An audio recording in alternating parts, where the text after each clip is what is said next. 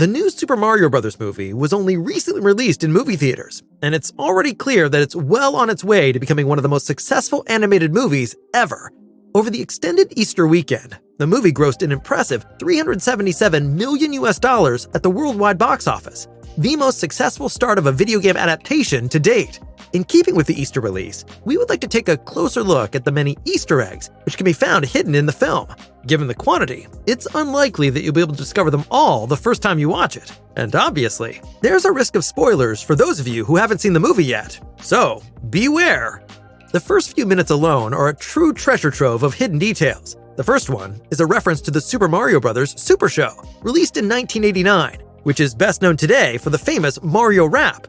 Based on a beat inspired by the video game's sound effects, Mario and Luigi rap in a time when hip-hop was just becoming truly popular. For that time, it was very modern. In hindsight, however, the rap is probably more classified as cringe. Nevertheless, it's a funny reference in the new film, which is used right at the beginning to introduce the characters. After that, you see Mario and Luigi in a pizza parlor called Punch-Out Pizzeria, which is a reference to another famous video game of the 1980s, Punch-Out! Fittingly, as the camera zooms out, you can also see many fighters from the original games hanging on the wall in the background. Likewise, in the pizzeria, you can see Giuseppe playing an arcade game called Jumpman. This is an Easter egg in several ways. For one thing, Giuseppe is dubbed by Charles Martinet, who became world famous as a video game voice actor and as Mario's voice. For another, the game looks suspiciously like the very first Donkey Kong game from 1981. Jumpman was also the original name for Mario, who did make his first appearance in Donkey Kong. So basically, they've included 3 Easter eggs in one short scene here.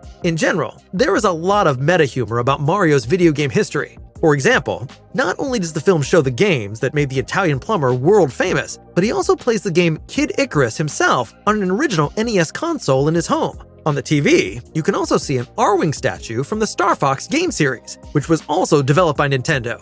Another Easter egg that probably only fans of the N64 games have recognized is the design of Peach's castle. This is clearly based on the original Super Mario 64 game, and was basically only adjusted to the movie's visuals. Luigi has plenty of Easter eggs too.